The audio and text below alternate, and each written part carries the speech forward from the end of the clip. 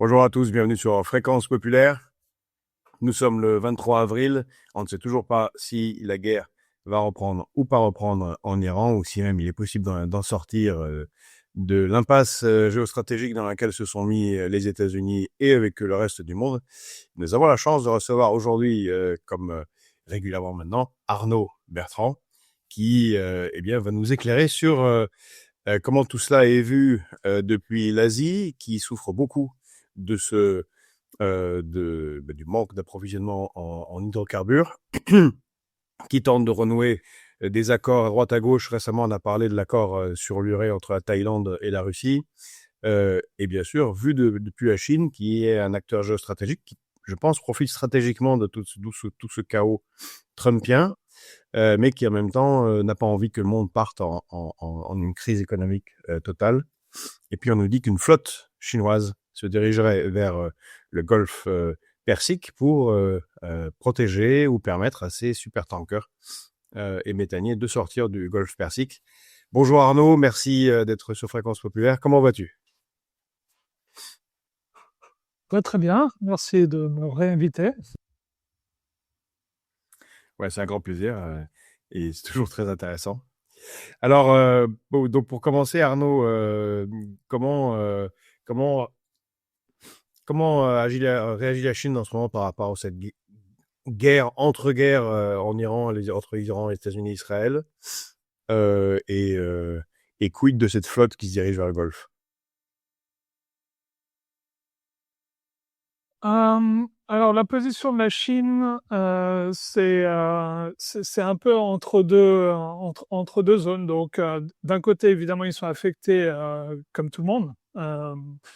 Et de deux façons, hein. Une première façon, c'est évidemment, ils ont pas mal de pétrole qui, normalement, vient du golfe d'Ormuz. Les gens pensent que ça vient principalement de l'Iran, mais en fait, la Chine s'approvisionne plus normalement auprès de l'Arabie Saoudite, par exemple, que de l'Iran. Donc, on a toujours tendance à voir la Chine comme un espèce d'allié de l'Iran qui a des relations exclusives avec l'Iran, mais en fait, elle a des relations commerciales beaucoup plus importantes avec d'autres acteurs. Et en fait, et les faits, c'est que ces approvisionnements d'autres acteurs que l'Iran sont en fait plus disruptés que ces approvisionnements de l'Iran, un peu paradoxalement, puisqu'il y a eu, bon, il y a beaucoup de propagande autour de ce sujet, donc c'est un peu difficile à savoir, mais a priori, les approvisionnements Iran-Chine de pétrole ont continué, ont même augmenté pendant la guerre, puisque c'est l'Iran qui bloquait le détroit d'Ormuz et ils vont évidemment pas bloquer leur propre bateau. Mais par contre, ils bloquaient les approvisionnements, les bateaux d'autres pays, comme l'Arabie Saoudite, par exemple. Mais aussi, Oui, il faut c'est vrai savoir que pour l'Arabie l'Arabie, Saoudite, c'est... oui, j'allais dire l'Arabie oui, pour Saoudite. l'Arabie Saoudite, ça passe en fait... L'Arabie Saoudite, quoi, pardon? Je disais l'Arabie Saoudite, enfin, c'est ce que tu allais dire, a ce pipeline Est-Ouest qui sort dans la mer Rouge et donc pour le moment, elle peut sortir 7 millions de barils Voilà, jour sans que les outils, exactement. Ouais, ouais, donc, tant que les outils n'interviennent pas ou bon, tant qu'il n'est exactement. pas détruit. Ouais, ouais, c'est ce que j'allais dire, effectivement. Ça passe pas que par le détroit d'Ormuz. Donc, la Chine a aussi, n'est pas coupée de tous ses approvisionnements d'Arabie Saoudite. Donc, ça, c'était le premier point. Ils sont aussi affectés, évidemment, par la situation économique mondiale, puisque si, s'il y a une forme de crise économique, de dépression, bah, la Chine, comme ils sont quand même énormément intégrés dans l'économie mondiale, ça les affectera. Euh, Après, pour cette flotte, c'est difficile à savoir parce que il y a aussi beaucoup de propagande. Donc, la réponse honnête, c'est je sais pas. Il y a, je sais même pas si cette flotte existe. Donc, voilà. Euh, c'est ça la réponse honnête. Il y avait eu récemment un cas euh, d'un bateau apparemment iranien qui provenait de Chine avec les médias américains disaient du combustible pour des missiles qui avait été alpagué par la marine américaine. Mais là aussi, j'avais regardé un peu plus ça en détail. Et c'était vraiment basé sur rien, c'est dire, puisque c'était le fait qu'il peut-être avait euh, du matériel militaire dans le bateau, c'était juste basé sur le fait qu'il s'était arrêté au port de Zhuhai en Chine, un port qui avait été associé dans le passé avec l'industrie de l'armement. Donc voilà, c'était juste très très faible. Donc on a beaucoup on a beaucoup d'histoires comme ça basées sur quand on gratte un peu sur pas grand-chose. Donc ouais, comme on dit, quand il y a la guerre. La première victime, c'est la qualité, c'est la vérité, souvent. Mais justement, il est difficile de comprendre, savoir ce qui se passe dans ce brouillard de guerre. D'ailleurs, les États-Unis font exprès de rendre les choses compliquées et incompréhensibles. On parle également de blocage éventuel ou d'un raisonnement dans le détroit de Malacca par les Américains. Détroit de Malacca qui est extrêmement important pour le commerce mondial et particulièrement pour le commerce international chinois, qui est entre donc l'Indonésie et la Malaisie, Singapour.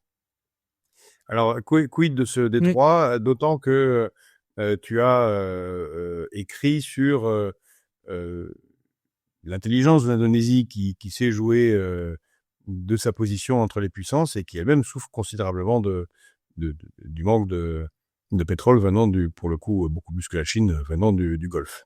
Alors, quid du détroit de Malacca? ouais, ouais. Ouais. Bah, le détroit de Malacca, je connais bien parce que j'y habite maintenant, puisque j'habite en Malaisie. Et c'est à 1 heure de voiture. Donc, j'y suis allé souvent. Je connais. On va même s'y baigner avec mes filles. Donc, je connais l'endroit intimement.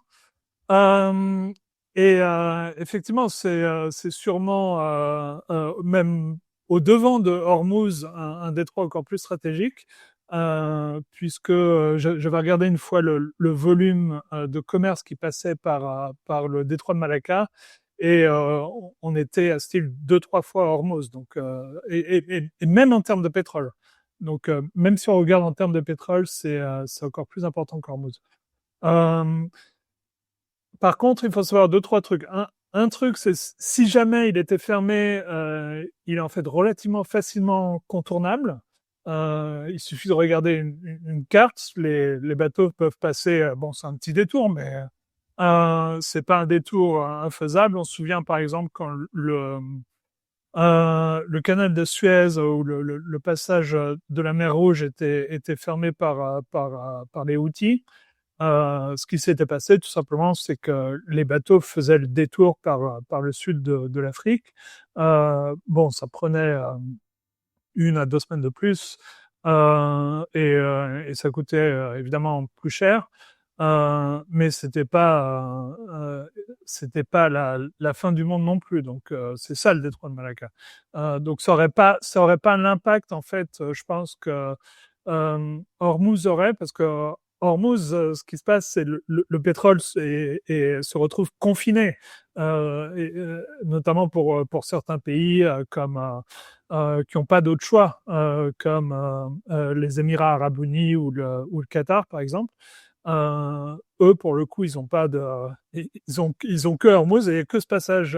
Ils ont que le Golfe Persique et il y a que ce passage-là, tandis que euh, Malacca, Malacca est détournable. Donc ça, c'est le premier point. Deuxième point, euh, ça pourrait être fermé par les États-Unis, mais les États-Unis, c'est pas le pays qui. Il faudrait, je pense, l'accord des pays frontaliers quand même pour que ce soit possible. En l'occurrence, la Malaisie et l'Indonésie. Singapour est plus ou moins sur le détroit de Malacca, mais beaucoup plus loin. Donc, il faudrait vraiment l'accord de l'Indonésie et de la Malaisie pour que ça soit le cas, parce que comme on a vu dans le détroit d'Ormuz, les pays frontaliers, donc l'Iran en l'occurrence, peuvent facilement euh, euh, s'enlever même l'armée américaine d'un détroit en balançant des missiles, quoi. Donc en fait, quand ils disent aujourd'hui qu'ils bloquent le détroit d'Ormuz, les Américains, euh, physiquement, ils sont pas sur place, ils sont beaucoup plus au large. Et ce qu'ils essaient de faire, c'est d'arrêter des bateaux qui seraient passés par le détroit d'Ormuz, qui reste en fait contrôlé par les Iraniens. Donc voilà. Ce qui, Et techniquement, au regard du droit international, est de la piraterie. Soit dit en passant, puisqu'il n'y a, ouais. tout ça est à nouveau totalement illégal. Je précise parce qu'ici, en France, en Occident en général, on a l'impression que ce genre d'actions sont légitimes. Les États-Unis ont le droit d'arraisonner des navires, alors que Ouais, non, c'est repose sur rien du tout. ouais, non, non, c'est complètement illégal. Et pour revenir au détroit de Malacca, euh, la Malaisie, il y a très peu de chances qu'ils donnent leur accord. J'y habite, je connais quand même bien le pays. Euh, Leur position par rapport à la guerre en Iran, c'est si on regarde toutes leurs déclarations officielles, ils sont beaucoup plus du côté de l'Iran. Euh, ils ont d'ailleurs eu des pourparlers avec les Iraniens pour faire passer les bateaux malaisiens. Je crois qu'ils payent euh, les, les frais que les Iraniens demandent contre l'avis des Américains. Euh, donc voilà, ça c'est la Malaisie. Et de l'autre côté, l'Indonésie. L'Indonésie, ils sont spéciales. Ils sont surtout en ce moment. Donc Prabowo, le président, a toujours été suspecté d'être un peu à la euh, acheté, c'est peut-être un gros mot, mais à la solde des Américains, disons. Il est très. Il y a eu des enregistrements, par exemple, où il parlait de façon un peu suspecte de deals secrets sur lesquels il allait discuter avec les fils de Trump. Enfin, voilà, il a un peu ce style-là. Et puis, il a fait sa carrière sous le dictateur pro-américain Suharto. Donc voilà, il vient un peu de cette culture-là. Mais je pense qu'il y a des éléments dans l'État indonésien qui essayent de combattre ça. Donc, par exemple, récemment, il y a eu une histoire qui a fait pas mal parler, où le gouvernement indonésien était apparemment sur le point de faire un deal secret avec les Américains pour leur offrir le survol du territoire indonésien, permettre le survol du territoire indonésien à l'armée américaine sans condition. Juste, ils n'avaient même pas besoin de demander avant, quoi. Mais c'est intéressant cet accord. Donc les documents ont été diffusés dans des journaux indiens, très liés à un journal indien qui a été créé par un ancien ministre du gouvernement Modi. Euh, donc voilà, il y a clairement une histoire autour de ça, une histoire de service secret. Donc est-ce que c'est un élément dans le gouvernement indonésien qui a donné ces documents aux médias indiens? Est-ce que c'est les services secrets indiens qui ont trouvé ces éléments et qui les ont diffusés? On ne sait pas trop. Mais le résultat, c'est que maintenant, ça fait un scandale en Indonésie et sûrement, ça ne va pas se faire. Donc, carrément, il y a des forces qui sont en marche pour empêcher que les Américains ont trop de mainmise en Indonésie, quoi.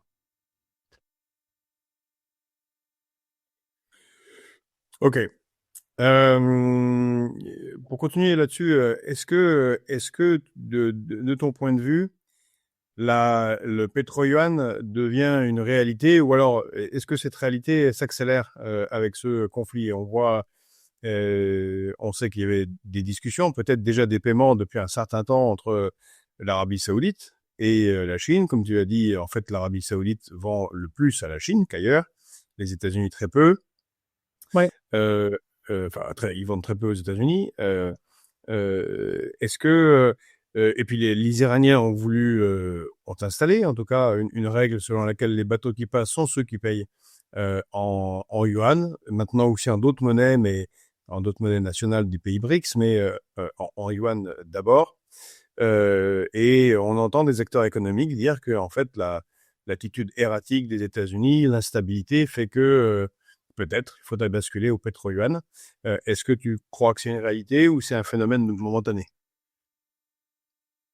Bah, je crois qu'il y a de plus en plus euh, de pays qui payent effectivement leur pétrole en yuan. Il y a même eu l'Inde apparemment qui a payé du pétrole en yuan. Après, je pense pas qu'il va y avoir un pétro-yuan comme il y a eu un pétrodollar. C'est juste une diversification. C'est plus l'amenuisement du pétrodollar que la montée du pétro-yuan, je dirais. Parce que ce que c'était le pétrodollar, il y avait une forme d'exclusivité où tout le pétrole était coté en dollars et puis il y avait des accords. D'ailleurs, je crois que ces accords étaient apparemment même pas écrits sur le papier, c'était des accords tacites entre l'Arabie Saoudite et d'autres pays et les États-Unis que voilà, le pétrole devait être acheté en dollars. Euh, et ce qu'on est en train de voir, c'est plus une diversification en fait, où les pays, parce qu'ils jugent effectivement l'attitude des États-Unis de plus en plus risquée, ne veulent pas mettre tout leur argent dans le même panier.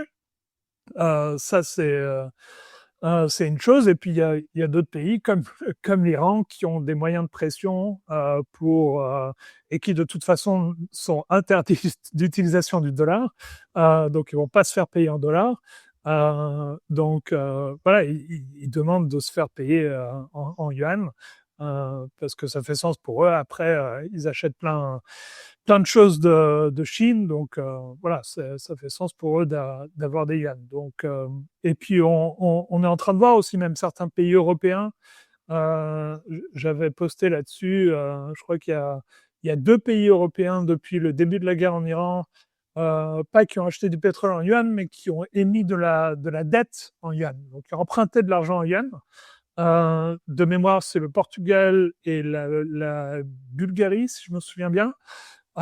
C'est pas des gros montants, mais ça montre que voilà, ça commence. Même les pays européens commencent à avoir officiellement de la dette souveraine, pas en euros, pas en dollars, mais en yuan. Et ça participe aussi de la diversification de, de leur de leur de leur fonds, quoi. Et ça permet aussi, c'est toute une économie. Donc si certains pays se font payer par leur pétrole en yuan, ensuite ils ont des yuan, ils doivent les réinvestir quelque part. C'était comme ça que ça marchait le pétrodollar. L'Arabie Saoudite, on lui payait en dollars. Après, qu'est-ce qu'ils font avec cet argent en dollars? Ils doivent, ils achetaient de la dette américaine principalement. Donc maintenant, il y a de plus en plus de pays qui vont avoir des yuan. Qu'est-ce qu'ils font avec ces yuan? Ils vont aussi le placer dans de la dette. Et donc, à ce moment-là, c'est assez intelligent de la part de pays européens, par exemple, de se dire, on va émettre de la dette en yuan, comme ça, voilà, on peut emprunter à plus d'acteurs qui décident d'avoir des yuan au lieu d'avoir des dollars. Donc, c'est pas des choses qui se font en un jour, ni même en un an, ni même en 10 ans. C'est des mouvements très lents, mais on voit ce mouvement se mettre en place. Donc, de quelque part, le conflit en Iran est en fait un accélérateur tant de la solidification des BRICS que du rôle stratégique supplémentaire, mais économique donné à la Chine, un peu comme la guerre en Ukraine est un accélérateur. Une sorte Oui, oui, oui, d'autopunition.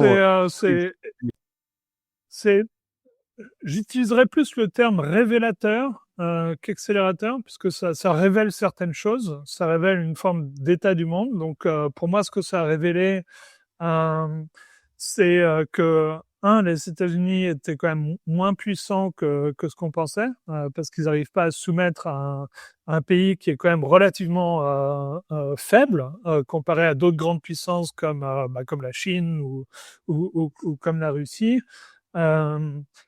Et ce qui m'a le plus étonné dans la guerre en Iran, c'est la capacité de l'Iran à répondre de façon symétrique. On dit tout le temps que c'est une guerre asymétrique, tout ça, mais en fait, non, ils ont la capacité de répondre de façon symétrique à beaucoup d'attaques israélo-américaines. Donc, juste un exemple, on avait vu que c'était les Israéliens, je crois, avaient attaqué une centrale nucléaire iranienne, nucléaire civile, hein. D'ailleurs, qui a été construite par la Russie, si mes souvenirs sont bons. Et les Iraniens avaient dit à l'avance, si vous faites ça, si vous attaquez... La centrale de Boucher. Oui, ouais, il me semble. Ouais, sûrement.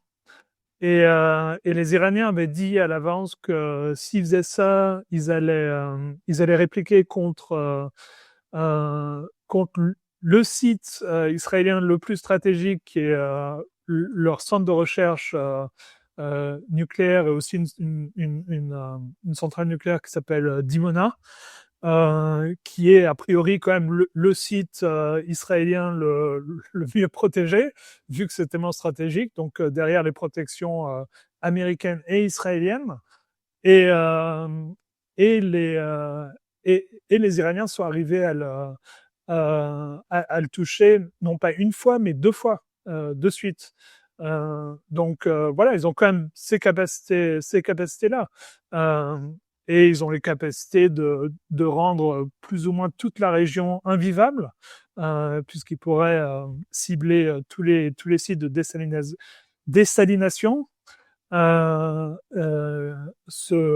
et des pays comme l'Arabie Saoudite et même Israël sont extrêmement dépendants de la désalinisation. Donc l'Arabie Saoudite, je crois que c'est à 80%.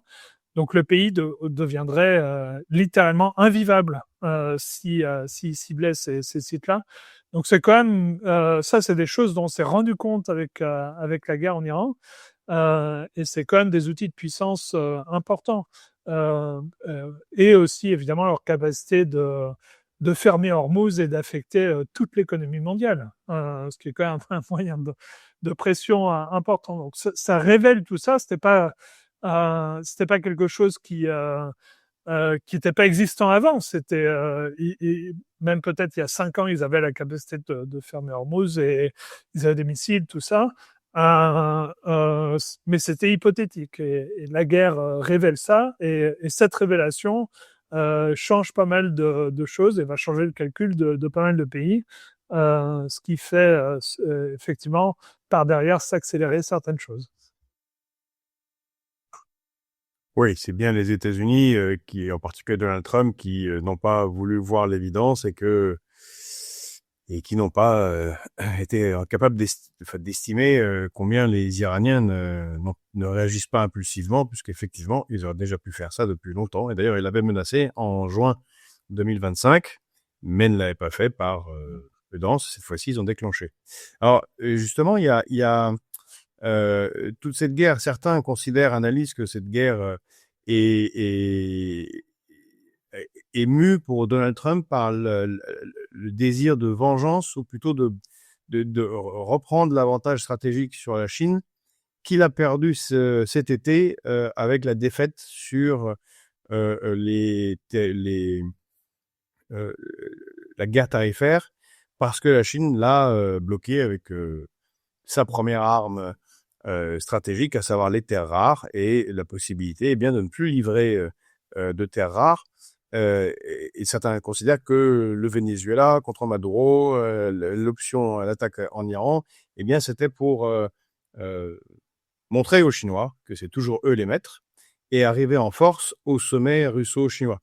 Alors le sommet devait se tenir en avril, ça a été reporté maintenant au 14 mai. Euh, est-ce que ce sommet, est-ce qu'il a encore une réalité, Arnaud? Est-ce qu'il va se tenir? Et comment il est appréhendé en Chine? Parce que clairement, pour les Américains, c'était de montrer qui est le boss. Alors là pour le moins, c'est raté à nouveau. Mm. Oui, bah, a priori, le sommet va se faire, à moins, enfin, c'est Trump, hein, donc on sait jamais. Mais pour l'instant, il est toujours dans les agendas des deux pays.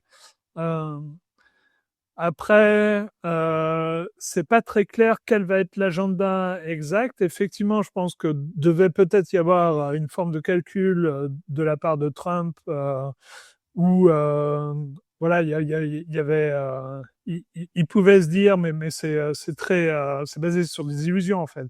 Il pouvait se dire que voilà, on a fait le Venezuela, on va faire l'Iran, ça va se passer comme le Venezuela, ça va être hyper rapide, on va décapiter le régime.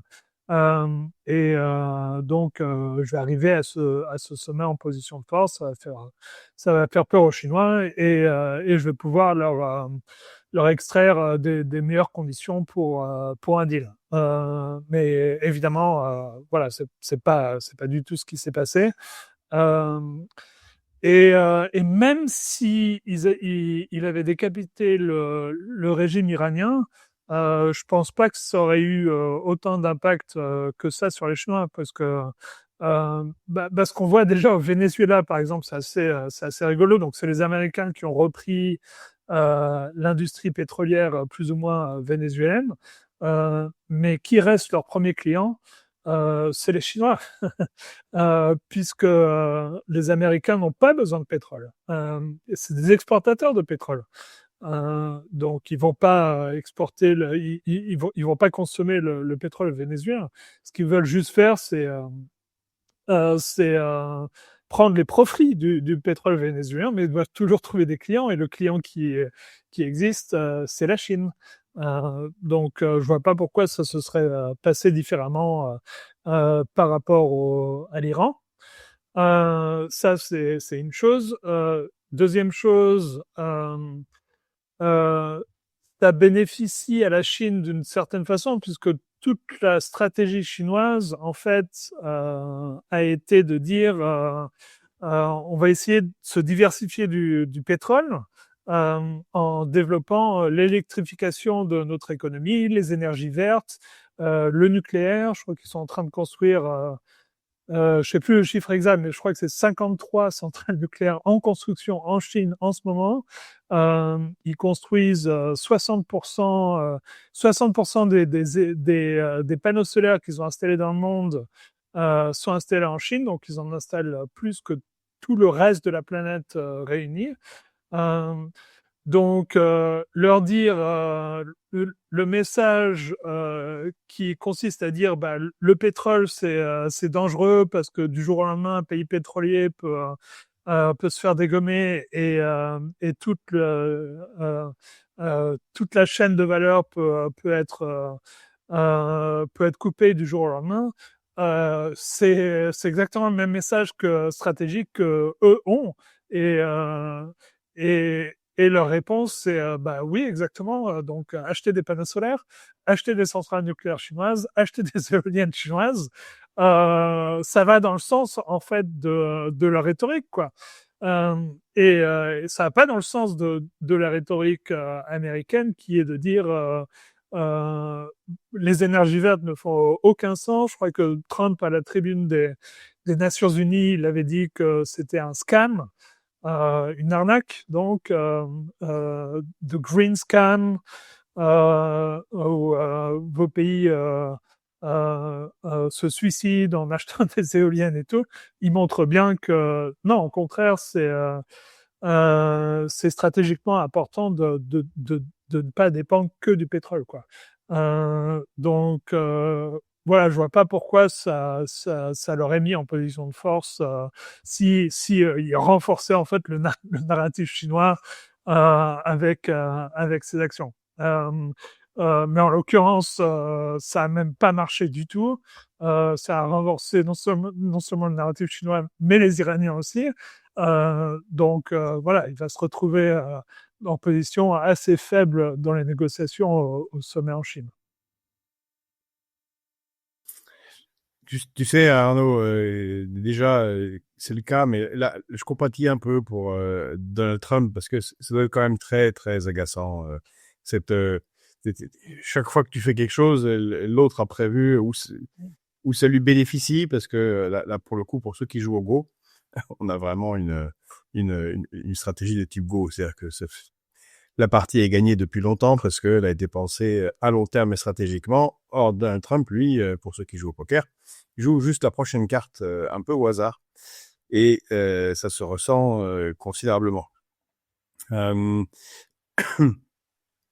pour basculer sur un autre sujet, tu es beaucoup intervenu aussi, enfin tu es intervenu ces derniers temps sur les libertés publiques en France et la restriction des libertés d'expression et la judiciarisation des opinions politiques.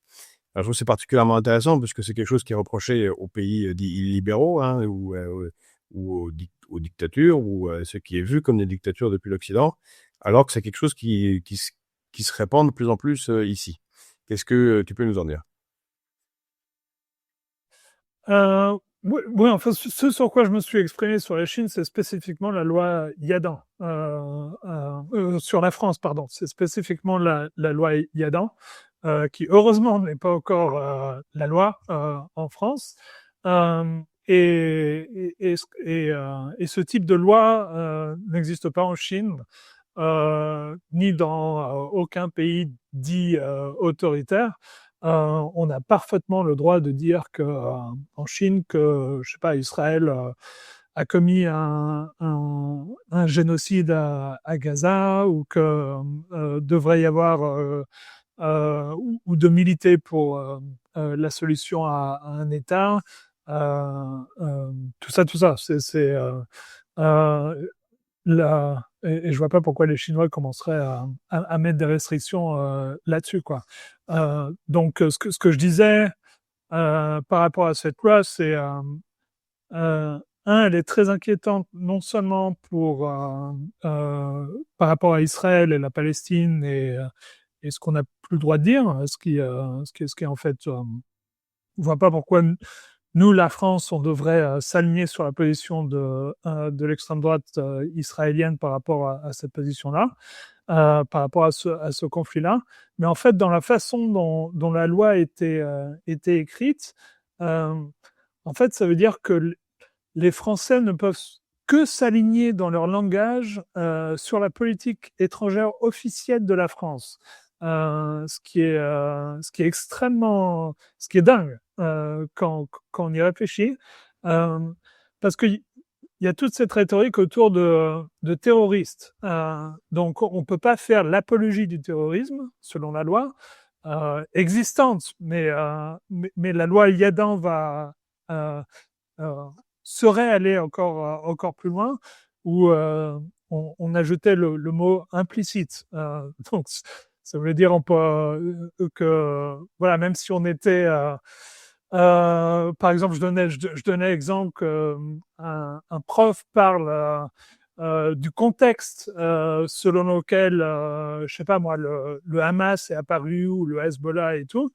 Euh, tu donnes juste le contexte sans faire l'apologie du terrorisme, mais donner le contexte, ça pourrait être de l'apologie implicite, parce que tu expliques, tu contextualises, tu donnes une raison en fait derrière l'existence de ces groupes.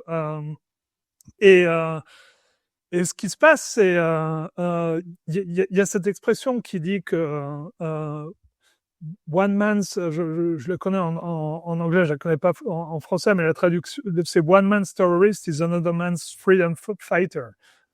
Donc, le terroriste de quelqu'un, c'est le défenseur de la liberté de l'autre. Donc, par exemple, à un certain moment, Nelson Mandela en Afrique du Sud était officiellement un terroriste pour l'État français. Et selon la loi Yadan, donc dire quoi que ce soit de positif sur lui ou, ou de négatif contre l'apartheid en Afrique du Sud, ce contre quoi il se battait, aurait été de l'apologie implicite du terrorisme et à ce moment-là punissable de 5 ans de prison selon la loi Yadan et d'une amende, si je me souviens bien, de 75 000 euros. Ou un autre exemple encore plus dingue, c'est l'époque de Vichy. Donc évidemment, la résistance française, selon le régime de Vichy, qui était malheureusement le gouvernement officiel de la France aujourd'hui, c'était des terroristes.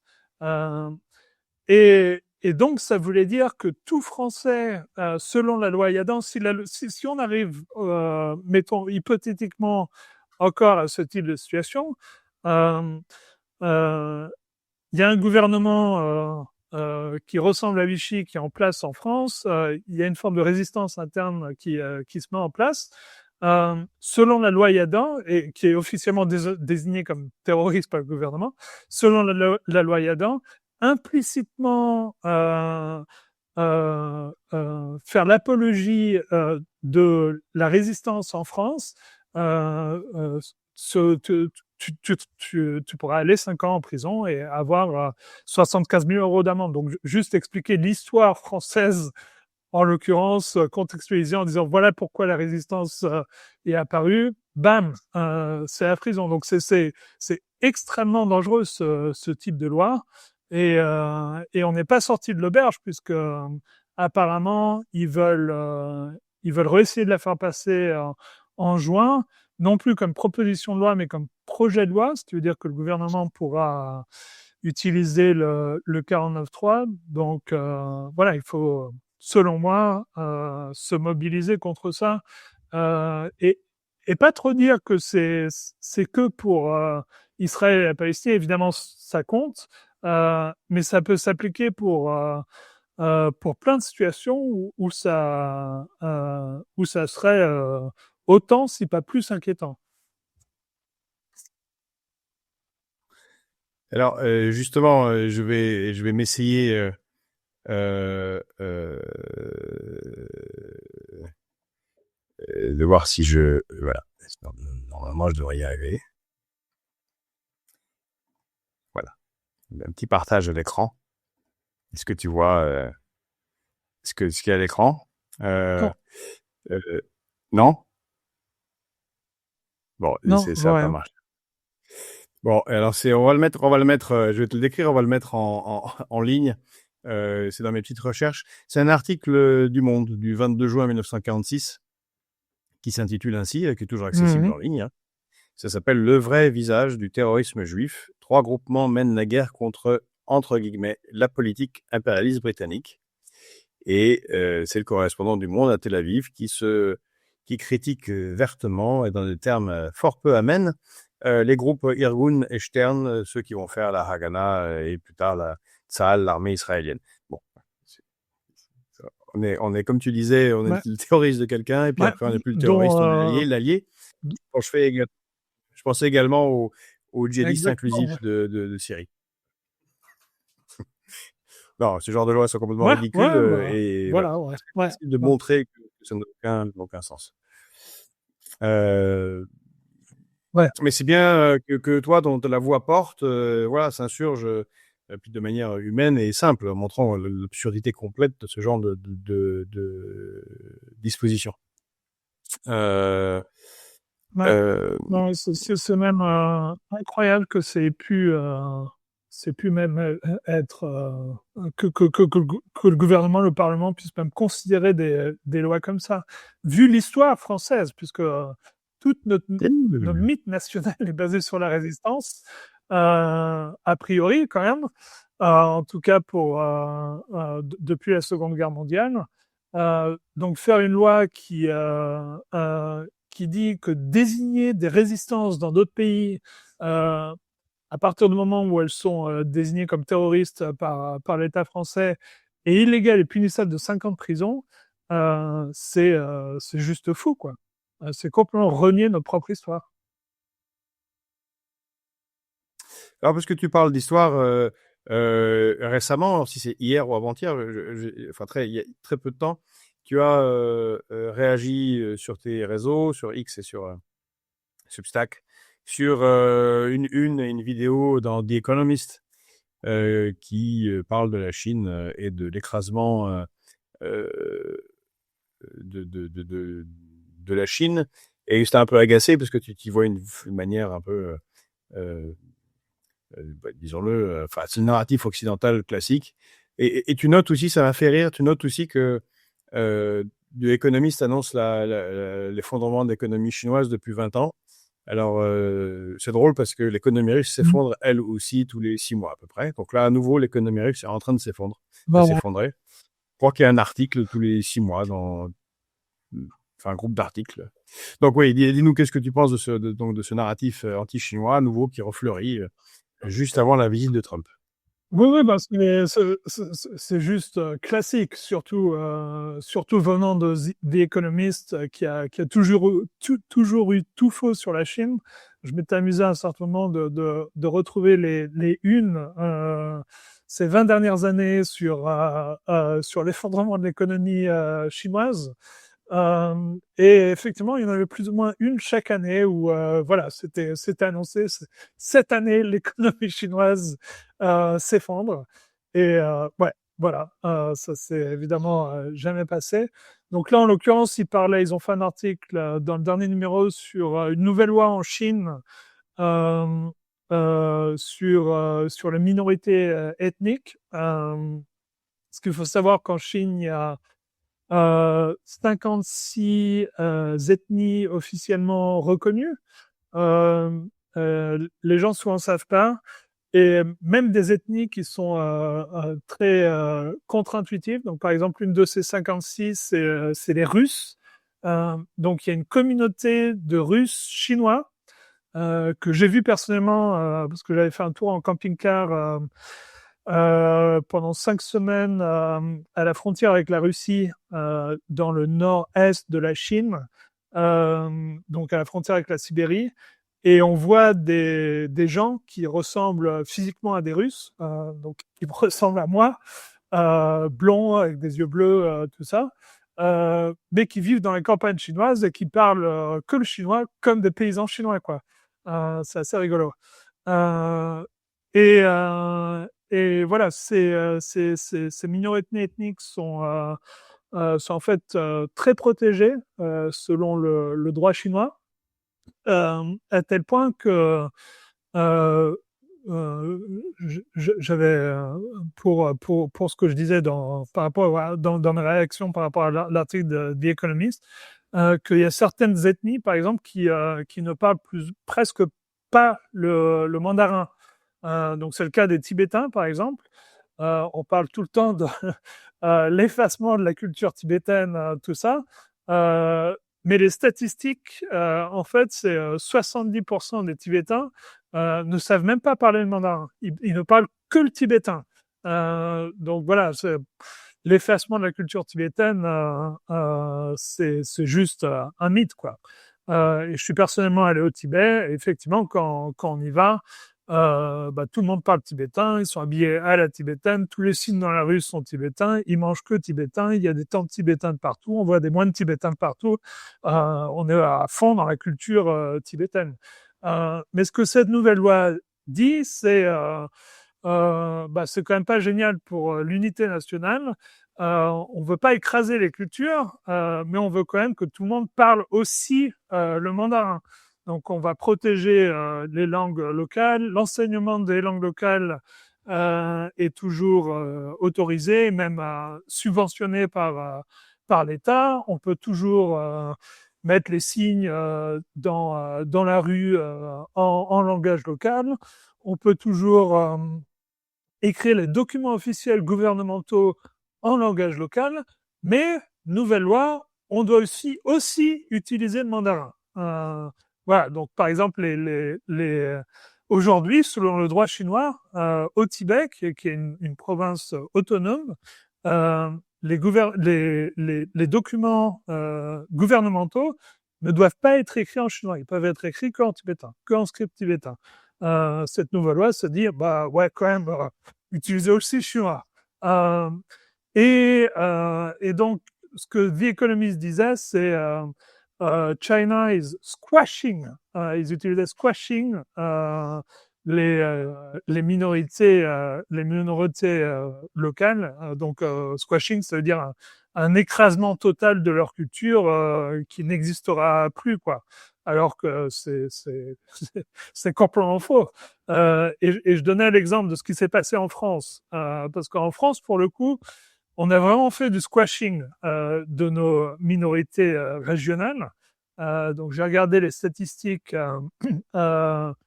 de l'INSEE, par exemple, à la fin de la Première Guerre mondiale.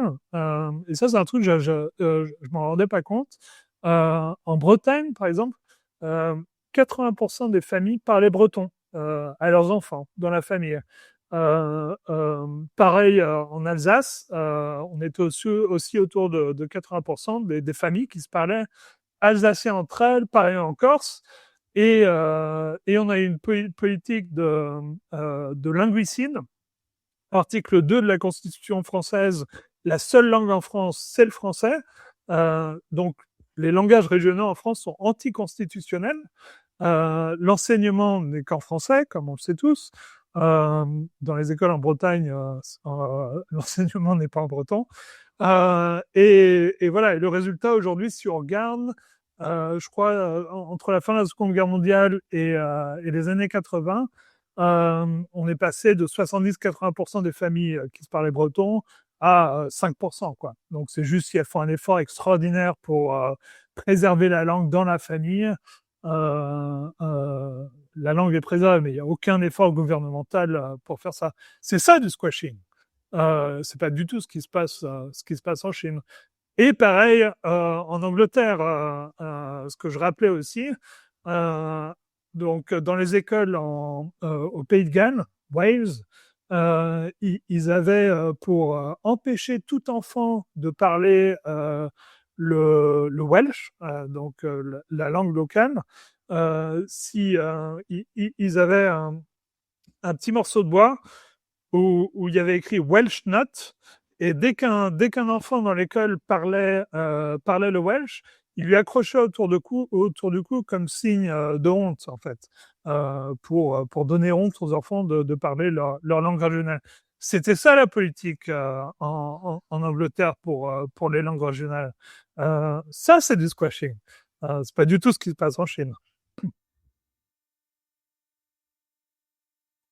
Oui, je souris à Arnaud parce que The Economist, quand même, c'est un journal qui a une histoire, qui est apparu en 1843 et on trouve dans ses éditions de 1856 et de 1857 tout plein d'articles fantastiques sur le fait qu'il faut écraser la Chine et tous ces trucs-là et imposer la civilisation occidentale.